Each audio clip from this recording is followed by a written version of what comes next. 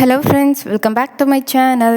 அனைவருக்கும் மிகப்பெரிய வணக்கம். இன்றைக்கி எதை பற்றின வீடியோ அப்படின்னு சொல்லி பார்த்தீங்கன்னா, நிறைய பேர் இந்த ஒய் ரிசார்ஜ் பற்றின நிறைய டவுட் இன்னமும் கேட்டுகிட்டே தான் இருக்கீங்க.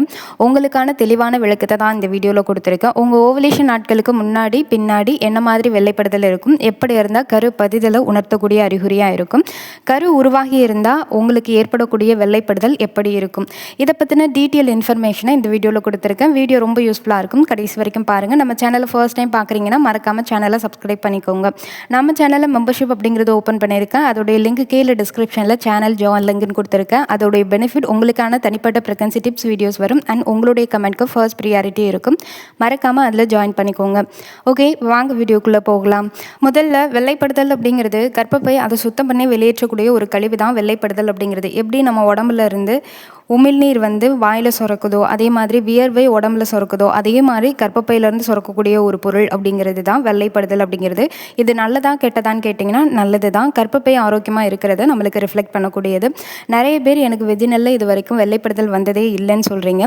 அப்படி இருக்கிறவங்க பேசிக்காக ஒரு டாக்டரை கன்சல்ட் பண்ணி உங்களுடைய கர்ப்பப்பை நல்லா இருக்கா அப்படின்றத மட்டும் நீங்கள் கன்சல்ட் பண்ணி பார்த்து ஸ்கேன் பண்ணி பார்த்து தெரிஞ்சுக்கோங்க.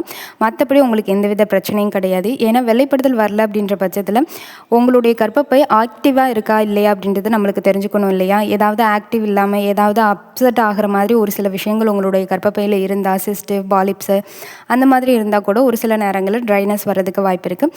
இதை விட எக்ஸ்ட்ரீமாக இதுக்காக மட்டும் உங்களுக்கு வெள்ளைப்படுதல் வராமல் இருக்காது. அதே மாதிரி உங்கள் உடம்புல அதிகப்படியான ஹைட்ரேஷன் இல்லாமல் டீஹைட்ரேட் ஆகிறப்பையும் உங்களுடைய வெஜினலில் மியூக்கஸ் அப்படிங்கிறது சுரக்காது. அது நல்ல திக்கான வெள்ளைப்படுதலாக இருக்கட்டும், இல்லை அப்படின்னா ரொம்ப தண்ணி மாதிரி இருக்கக்கூடிய வெள்ளைப்படுதலாக இருக்கட்டும், எதுவாக இருந்தாலும் சரி. பொதுவாக நம்மளுடைய கர்ப்பப்பை அப்படிங்கிறது ஒவ்வொரு மாதமும் ரீசைக்கிள் ஆகிறப்ப, அதாவது மாதம் மாதம் பீரியட் ஆகிறப்ப அதுக்கேற்ற மாதிரி அது ரியாக்ஷன் பண்ண ஆரம்பிக்கும். இப்போ உங்களுக்கு பீரியட் ஆகுது அப்படின்னா பீரியட் ஆனதுக்கப்புறம் முடிஞ்சதுக்கப்புறம் உள்ளே இருக்கக்கூடிய கழிவுகளை எல்லாத்தையுமே ஃபஸ்ட்டு உங்களுக்கு வெளியில் ஏற்றுறப்ப கடைசியாக வரக்கூடிய உங்களுக்கு அந்த ப்ளீடிங் முடிஞ்சதுக்கப்புறம் உங்களுக்கு ப்ரௌன் டிசார்ஜா அழுக்கு மாதிரி வரும். அதில் சில ஸ்மெல் கூட வர்றதுக்கு வாய்ப்பு இருக்குது. இதோடைய ரிஃப்ளெக்ஷன் என்னென்னா கர்ப்பப்பை சுத்தம் பண்ணி வெளியேற்றுது அப்படின்னு அர்த்தம்.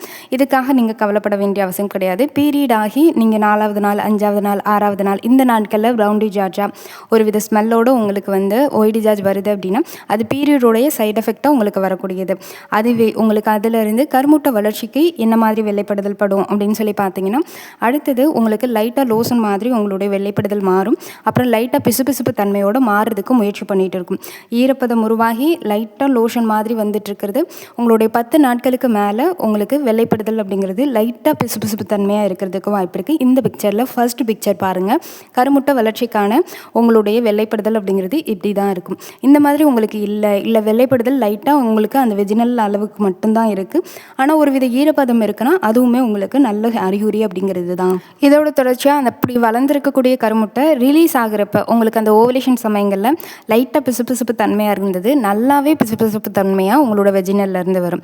ஆண் பெண் சேர்க்கைக்காக இயற்கையாகவே உங்கள் கர்ப்பப்பை தயாராகிறப்ப உங்களுக்கு இந்த மாதிரி சிம்டம் அப்படிங்கிறது இருக்கும். இது ஓவலேஷன், கருமுட்டை வெளியாக போகுது, இந்த டைமில் காண்டாக்டில் இருங்க அப்படின்றத உங்கள் உடம்பை இண்டிகேட் பண்ணக்கூடியது. நார்மலாகவே நம்ம உடம்புல கருத்தரிக்க தயாராக இருக்கிறப்ப நம்மளுடைய வெஜினல் பகுதி தளர்வடைஞ்சிருக்கும். அதில் மியூக்கஸ் அதிகமாக இருக்கும். அதே மாதிரி உங்களுக்கு அதில் பிங்கிஷ் கலரில் இருக்கும். அந்த கர்ப்பவாய், அந்த யோனி துளை அப்படிங்கிறது நல்லா ஓப்பனில் இருக்கும். இது எல்லாமே ஓவலேஷன் நடக்குது அப்படின்றத உங்களுக்கு ரிஃப்ளெக்ட் பண்ணக்கூடியது. பொதுவாக இந்த ஓவலேஷன் சமயங்களில் நம்மளுக்கு கரெக்டாக அந்த டைமில் தான் உங்களுக்கு ஆண் பெண் சேர்க்கையில் மீது அதிக ஈடுபாடு இருக்கும். வெள்ளைப்படுதல் அதிகமாக இருக்கும். பாடி டெம்பரேச்சர் அதிகமாக இருக்கும். அப்டாமினல் கிராம்பிங்ஸ் இருக்கும். இது எல்லாத்தோட முக்கியமான சிம்டம் அப்படிங்கிறது இந்த வெள்ளைப்படுதல். இதில் ஓவலேஷனுக்கான வெள்ளைப்படுதல் என்ன மாதிரி இருக்கோ அது மாதிரி உங்களுக்கு இருக்கான்னு பாருங்கள். ஒரு சில பேருக்கு இது கூடவே வெள்ளைப்படுதலாக கலந்து வெள்ளை கலரில், அதாவது பியூர் ஒயிட்டாக உங்களுக்கு தண்ணி மாதிரி இந்த மாதிரி பிசுபிசுப்பு தன்மையாக இல்லாமல் வெள்ளை கலர் பால் வெள்ளை கலந்து உங்களுக்கு பிசுபிசுப்பு தன்மையாக வர்றதுக்கு வாய்ப்பு இருக்குது. இல்லைன்னா ஜஸ்ட்டு உங்களுக்கு அந்த வெஜினல் பகுதி ஈரப்பதமாக மட்டுமே இருக்கிறதுக்கும் வாய்ப்பு இருக்குது. இதிலே நிறைய பேருக்கு டவுட் வரும். என்ன அப்படின்னா, ஆஃப்டர் ஓவலேஷனுக்கு அப்புறம் அவங்களுடைய இன்டர்கோர்ஸாக இருக்கட்டும், அது முடிஞ்சதுக்கப்புறம் அடுத்த நாள் எனக்கு பிசுபிசுப்பு தன்மையாக மியூக்கஸ் வருது அப்படின்னு சொல்லி நிறைய பேர் சொல்லியிருக்கீங்க. அதுக்கு காரணங்கிறது உங்களுடைய இன்டர்கோர்ஸ் அப்படின்றதோடைய சைட் எஃபெக்ட் அப்படிங்கிறது. அதாவது இன்டர்கோர்ஸ்ன்றப்ப உங்களுடைய அந்த கர்ப்பப்பை அதுக்கு ஏற்ற மாதிரி தன்னை தயார்படுத்துறதுனால அப்போ உங்களுக்கு சலைவாவை சுரக்க ஆரம்பிக்கும். நீங்கள் இன்டர்கோர்ஸ் வச்சுக்கிற டைம்லேயே உங்களுக்கு சுரக்க ஆரம்பிச்சிடும். அதோடைய ரிஃப்ளெக்ஷன் ஆஃப்டர் உங்களுக்கு 1 டே கழிச்சோ இல்லைன்னா அடுத்த நாள் நாள் காலையிலேயோ உங்களுக்கு பிசுபிசுப்பு தன்மையோடு உங்களோட வெஜினல் பகுதியிலேருந்து ரிலீஸ் ஆகிறதுக்கு வாய்ப்பு இருக்குது. இது நார்மல், இது குட் சைன் கூட. இது வரைக்கும் உங்களுக்கு எக்கும் ஸ்பெர்மும் மீட் ஆகி இருக்கும். அப்படி மீட் ஆகி அது ஒரு கருவாக ஃபார்மேஷன் ஆகிறதுக்கு முயற்சி பண்ணிகிட்டு இருக்கோம். ஓகே, அடுத்தது அது இன்றைக்கி உங்களுக்கு கருமுட்டையும் விந்தனும் மீட் ஆகுதுன்னா நாளையிலேருந்து அது செல் பிரிதல் டிவிஷனில் ஏற்படும். அப்போக்கின்னு உங்களுக்கு வெள்ளைப்படுதல் எப்படி இருக்குன்னா, இந்த பிக்சரில் 3வது பிக்சர் பாருங்கள். அதில் நல்லா உங்களுக்கு திக் பேஸ்ட் மாதிரி வருதா, அது மாதிரி தான் உங்களுக்கு வெள்ளைப்படுதல் இருக்கும்.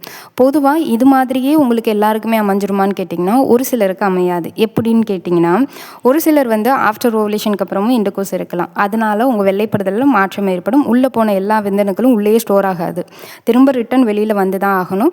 அதுவும் விந்தணுக்கள் அப்படிங்கிறது இறந்து போயிடும். கிட்டத்தட்ட 3லேருந்து 5 நாள் மட்டும்தான் நம்மளோட யூட்ரஸில் உயிரோடு இருக்கும். அப்படி 5 நாள் கழித்து அது திரும்பவும் வெளியில் வந்து தான் ஆகணும். அப்போ உங்களுக்கு வெள்ளைப்படுதல் ஜாஸ்தியாக இருக்கிறதுக்கு வாய்ப்பு இருக்குது. அதுவும் அதோட டெக்ஸ்சரில் இல்லை அப்படின்னா அதோடைய அளவுகளில் மாற்றம் ஏற்படுறதுக்கும் வாய்ப்பு இருக்குது. சிலருக்கு பேண்டிஸ் நனைகிற அளவுக்கு வரலாம். இன்னும் ஒரு சிலருக்கு ரொம்ப திக்காவோ லோஷனாவோ தயிர் மாதிரியோ அந்த மாதிரியும் வர்றதுக்கு வாய்ப்பு இருக்குது. இந்த செல் பெரிதல் அப்படிங்கிறது கிட்டத்தட்ட 1 வாரம் நடக்கும். இது எல்லாமே ஃபெலோப்பியன் டியூப்பில் தான் நடக்கும். அப்படி நடக்கிறப்ப உங்களுக்கு வெள்ளைப்படுதல் நான் ஏற்கனவே காமிச்சேன். அந்த ஃபர்டிலைசேஷன் 3வது பிக்சரில் இருந்த அந்த வெள்ளைப்படுதல் மாதிரியே படும். இது மாதிரி தான் படணும் அப்படின்ற அவசியம் கிடையாது. லோஷன் மாதிரி, தயிர் மாதிரி, இல்லை லைட்டாக உங்களுக்கு இது ஈரப்பதமாக இருக்கிற மாதிரி அந்த மாதிரி இருக்கலாம். இது எல்லாம் நார்மல். அடுத்தது கரு கர்ப்பப்பைக்கு வந்துடுச்சு, கரு பதிதலில் ஈடுபடுது அப்படின்னா அதுக்கு ஒரு மாதிரியான வெள்ளைப்படுதல் அப்படிங்கிறது இருக்கும். அது இந்த பிக்சரில் 4வதாக இருக்கக்கூடிய பிக்சரில் இருக்கிற மாதிரி ரொம்ப திக் பேஸ்ட் மாதிரி இருக்கும். மைதா மாவு மாதிரி இருக்கிறதுக்கு வாய்ப்பு இருக்குது. இல்லை அப்படின்னா தயிர் மாதிரி, உங்களுக்கு பால் திரிஞ்ச மாதிரி, இந்த மாதிரி சிம்டம்ஸ் வர்றதுக்கான வாய்ப்புகள் இருக்குது. நம்ம சேனலில் அதிகபட்ச சிஸ்டர் பால் தெரிஞ்ச மாதிரி ஒய் டிசார்ஜ் இருந்து ப்ரெக்னன்சி பாசிட்டிவ் பண்ணியிருக்காங்க. ஆனால் எல்லாருக்குமே இந்த மாதிரி தான் இருந்தால் ப்ரெக்னென்ட் ஆக முடியும், மற்றபடி இல்லை அப்படின்னா என்னால் சொல்ல முடியாது. ஏன்னா நான் ஏற்கனவே சொன்னேன் இல்லையா, ஆண் பெண் சேர்க்கை வச்சுருந்தாலும் சரி, அதே மாதிரி ஏதாவது புது வகையான நான்வெஜ் ஐட்டம் எடுத்திங்கனாலும் உங்கள் பாடி ஹார்மோன் மாறும். அதனாலேயும் உங்களுக்கு வெள்ளைப்படுதல் வேரி ஆகும். அண்ட் நீங்கள் ஏதாவது ட்ராவல் பண்ணுறீங்க, பாடி ஹீட்டு, இதனாலையும் வெள்ளைப்படுதல் மாற்றம் அடையும். பொதுவாக நீங்கள் வெள்ளைப்படுதல் நோட் பண்ணுறீங்கன்னா ஃபஸ்ட்டு உங்களுக்கு இது மாதிரி பிரச்சனையாக இருக்கா அப்படின்றத நீங்கள் தெரிஞ்சுக்கோங்க. இதுவே இன்னும் ஒரு சிலருக்கு என்ன மாதிரி வரும்னா, அரிப்பு இருக்கும் உங்கள் பெண்ணுறுப்பில். கரெக்டாக லைட்டான அரிப்பு தான், அது அப்பப்போ அன்கம்ஃபர்ட்டாக அப்பப்போ இருந்துட்டு போகுது. ஆனால் ரொம்ப ஹெவியாக இல்லை, நாள் முழுக்க இல்லை அப்படின்னா அது கர்ப்பத்துக்கான அறிகுறியாக இருக்கலாம். ஏன்னா ஹார்மோன் மாற்றங்களால், அதாவது கரு பதிகிறப்ப உங்களுக்கு அதோடைய ஹார்மோன் அப்படிங்கிறது ப்ரொடியூஸ் ஆகும். ப்ரொஜெஸ்டரான் ஹார்மோன் இன்க்ரீஸ் ஆகும், பீட்டா ஹெச்சிஜி ஹார்மோன் ப்ரொடியூஸ் ஆகும். இதனால் வெஜினலோடைய pH அளவு மாறும். pH அளவு மாறுறப்போ உங்களுக்கு வெள்ளைப்படுதல் அப்படிங்கிறது மாற்றமடைகிறதுக்கு வாய்ப்பு இருக்குது. அதனால அதோடைய ரிஃப்ளெக்ஷனால் லைட்டாக அரிக்கிறது, இல்லை அப்படின்னா ஒரு விதமான அன்கம்ஃபர்ட் இருக்கும். ஆனால் வலி இருக்காது. யூரின் போகிறப்போ வலி இருக்குது அப்படின்னா அது உங்களுக்கு ப்ரெக்னன்சி சிம்டம் கிடையாது. ஜஸ்ட் உங்களுடைய ப்ரைவேட் பார்ட் லைட்டாக நமன்னு இருக்கிற மாதிரி இருக்கும். அது உங்களுக்கு கர்ப்பத்துக்கான அறிகுறி. இதுதான் உங்களுக்கு கரு பதிதலுக்கான அறிகுறி அப்படிங்கிறது. ஓவலேஷனுக்கு முன்னாடி அண்ட் ஓவலேஷனுக்கு பின்னாடி என்ன மாதிரி அறிகுறிகள் ஏற்படும், என்ன மாதிரி ஒய் டிசார்ஜில் மாற்றம் ஏற்படும் அப்படிங்கிறது. பொதுவாக ஒய் டிசார்ஜை மட்டும் நீங்கள் ப்ரெக்னன்சி சிம்டம்ஸாக எடுக்காமல் இது கூடவே தலைவலி இருக்குது, அப்டாமினல் கிராம்பிங்ஸ் லைட்டாக தான் இருக்குது, ஹெவியான பீரியட்க்கு மாதிரினா இல்லை, அந்த மாதிரி இருந்தாலும் சரி, இல்லை ரொம்ப எக்ஸ்ட்ரீம் டயர்ட்னஸ் வருது, லைட்டாக உங்களுக்கு ஸ்பாட்டிங் மாதிரி வருது, இது எல்லாமே 100% உங்களுக்கு கரு உருவாகிருச்சு அப்படின்றது உணர்த்தக்கூடியது. அது கூடவே வெள்ளைப்படுதல் இந்த மாதிரி இருக்குன்னா நீங்கள் தாராளமாக வெயிட் பண்ணி பார்க்கலாம். வெள்ளைப்படுதலை நினச்சி ரொம்ப நீங்கள் கவலைப்பட வேண்டிய அவசியம் கிடையாது. அதே மாதிரி இந்த சிம்டம்ஸ்லாம் உடனே செக் பண்ணாதீங்க. ஒரு 5 days கழிச்சு பீரியட் தள்ளி போனதுக்கப்புறம் நீங்கள் செக் பண்ணுறதுக்கு முயற்சி பண்ணுங்கள். முடிஞ்ச வரைக்கும் அன்வான்ட் ஃபுட் எல்லாத்தையுமே அவாய்ட் பண்ணிக்கோங்க. ஜங்க் ஃபுட் அவாய்ட் பண்ணிக்கோங்க. டீப் ஃப்ரைடு ஐட்டம்ஸ் எல்லாத்தையுமே அவாய்ட் பண்ணிக்கோங்க. கூல் ட்ரிங்க்ஸு, சுகர் ஐட்டம்ஸ் இது எல்லாத்தையுமே அவாய்ட் பண்ணிக்கோங்க. இதனாலேயும் வெள்ளைப்படுதலில் மாற்றங்கள் ஏற்படுறதுக்கு வாய்ப்பு இருக்குது. இதுதான் கரு உருவாகிய பின் வெள்ளைப்படுதலில் என்னென்ன மாற்றம் வரும், எப்படி கரு உருவாதலுக்கான வெள்ளைப்படுதல் இருக்கும் அப்படின்றதுக்கான விளக்கம் அப்படிங்கிறது. நிறைய பேருக்கு ஆஃப்டர் ஓவலேஷனுக்கு அப்புறம் நிறைய மாற்றம் ஏற்படும். ஒரு சிலருக்கு ட்ரைனஸ் இருக்கிறதுக்கு வாய்ப்பு இருக்குது. அதுவுமே ஹார்மோன் மாற்றம். இப்போ பீட்டா ஹெச்சிஜி ஹார்மோன் என் உடம்புல எப்படி செக்ரேட் ஆகுதோ அதுக்கேற்ற மாதிரி எனக்கு ஒய் டிசார்ஜ் அதிகமாக இருக்கலாம். இதுவே உங்கள் உடம்புல பீட்டா ஹெச்சிஜி ஹார்மோன் எவ்வளோ அதிகரிக்குதோ அதுக்கேற்ற மாதிரி வெறும் ட்ரைனஸ் மட்டும் இருக்கிறதுக்கும் வாய்ப்பு இருக்குது. ஹார்மோன் அப்போ எவ்வளோக்கு செக்ரேட் ஆகுதோ அதை பொறுத்து மாறுறதுக்கு இருக்கிறதுக்கு வாய்ப்பு இருக்குது. ஆனால் பீரியட் டேட் ஸ்கிப் ஆகிறதுக்கு முன்னாடி நான் சொன்ன மாதிரியான சில சிம்டம்ஸ் இருக்கிறதுக்கு வாய்ப்பு இருக்குது. இந்த வீடியோ உங்களுக்கு பயனுள்ள தகவலை தந்திருக்கும்னு நினைக்கிறேன். வீடியோ பிடிச்சிருந்தா ஒரு லைக், ஷேர், கமெண்ட் பண்ணுங்கள். இது மாதிரியான ரெகுலர் அப்டேட் தெரிஞ்சுக்கிறதுக்கு சேனலை மறக்காமல் சப்ஸ்கிரைப் பண்ணி வச்சுக்கோங்க. அண்ட் இந்த வீடியோக்கு கீழே நிறைய பிளேலிஸ்ட் லிங்க் கொடுத்துருக்கேன். Egg growth food, ovulation, after ovulation, இது மாதிரி நிறைய டைட்டில் கொடுத்துருக்கேன். அதை போய் பாருங்கள். கருத்தரிக்க முயற்சி செய்கிறப்போ உங்களுக்கு என்னென்ன டவுட் வருமோ எல்லாத்தையுமே கிளாரிஃபை பண்ணி வீடியோஸ் அப்லோட் பண்ணியிருக்கேன். ரொம்பவே யூஸ்ஃபுல்லாக இருக்கும். மறக்காமல் பாருங்கள். வீடியோக்கு கீழே சேனல் ஜாயின் லிங்க்னு இருக்கும். மறக்காமல் மெம்பர்ஷிப்பில் நீங்கள் ஜாயின் பண்ணிக்கோங்க. உங்களுக்கு ப்ரெக்னன்சிக்கு எந்தவித ஐடியா இல்லை அப்படின்னாலும் அதில் ஜாயின் பண்ணுங்கள். நிறைய விஷயங்கள் நீங்கள் தெரிஞ்சுக்க முடியும். இந்த வீடியோக்கு கீழே pregnancy kit, ovulation kit, sperm kit, self insemination kit, pregnancy டைமில் உங்களுக்கு தேவைப்படக்கூடிய இல்லை அப்படின்னா நார்மலாக உங்களுக்கு தேவைப்படக்கூடிய ஒரு சில ப்ராடக்ட் எல்லாமே டேக் பண்ணியிருக்கேன். வேணுங்கிறவங்க வாங்கி யூஸ் பண்ணிக்கோங்க. மறக்காமல் வீடியோக்கு லைக் பண்ணிவிடுங்க. லைக் பண்ணிங்கன்னா கீழே ஹைப் பண்ணி எல்லோ கலர் ஸ்டார் காமிக்கும். ஹைப் பண்ணி விடுங்க. நிறைய பெண்களுக்கு இந்த வீடியோ ரொம்ப யூஸ்ஃபுல்லாக இருக்கும். எல்லாருக்கும் எல்லாமும் கொடுக்கிறவன்ட்டு வேண்டிக்கிறேன். இந்த வீடியோ பார்த்தமைக்காக அனைவருக்கும் மிக்க நன்றி.